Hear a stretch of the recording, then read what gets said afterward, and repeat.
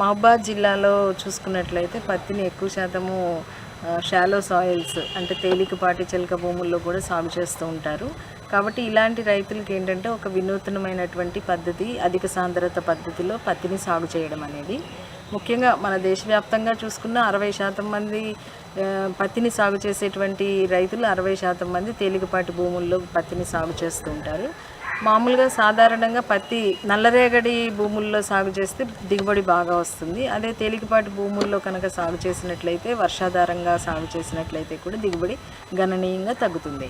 So అలాంటి తేలికపాటి బలం లేనటువంటి భూముల్లో పత్తిని సాగు చేద్దాం అనుకున్నటువంటి రైతులు ఈ అధిక సాంద్రత పద్ధతిలో పత్తిని సాగు చేయడం కనుక చేసినట్లయితే వాళ్ళు దిగుబడి పెంచుకోవచ్చు. ఈ పద్ధతిలో ఏంటంటే సాలుకి మధ్యలో 3 ఫీట్లు ఉండడం, లేదంటే 80 సెంటీమీటర్లు ఉండడము, సాలుల్లో మొక్కకి మధ్యలో 15 సెంటీమీటర్ల నుంచి 20 సెంటీమీటర్లు ఉండడము. అంటే సాధారణ పత్తి సాగులో చూసుకున్నట్లయితే 5,000 నుంచి 7,500, 8,000 మొక్కలు ఉంటాయి కనుక దీంట్లో ఆల్మోస్ట్ 25,000 నుంచి 29,000 వరకు మొక్కలు ఉంటాయి. ఈ పద్ధతిలో కనుక ఈ పత్తిని విత్తుకున్నట్లయితే మొక్కల సంఖ్య బాగా పెంచుకొని వాటి ఎదుగుదలని నియంత్రిస్తామన్నమాట. అంటే 40 రోజులు పత్తిని విత్తిన తర్వాత 40 రోజులు వయసు ఉన్నటువంటి పంటలో చమత్కార్ అనేటువంటి గ్రోత్ రెగ్యులేటర్ని పిచికారీ చేయడము, అట్లాగే దాని తర్వాత 15 రోజుల తర్వాత అంటే 60 నుంచి 70 రోజుల మధ్యలో కూడా మరొకసారి అవసరమైతే ఈ చమత్కార్ అనే మందుని పిచికారీ చేసుకొని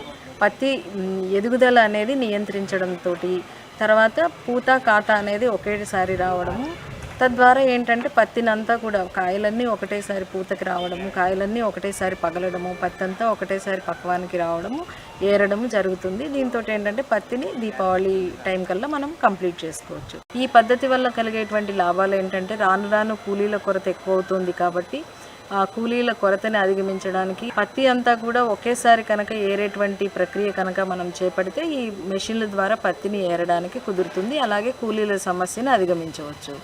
ఇదే కాకుండా ఈ పద్ధతిలో ఏంటంటే మళ్ళీ యాసంగిలో ఇంకొక పంట కూడా వేసుకోవడానికి అనువుగా ఉంటుంది. తద్వారా ఏంటంటే రైతుకి రెండో ఆదాయం, పత్తి తర్వాత కూడా ఇంకొక ఆదాయం రావడానికి ఉంటుంది.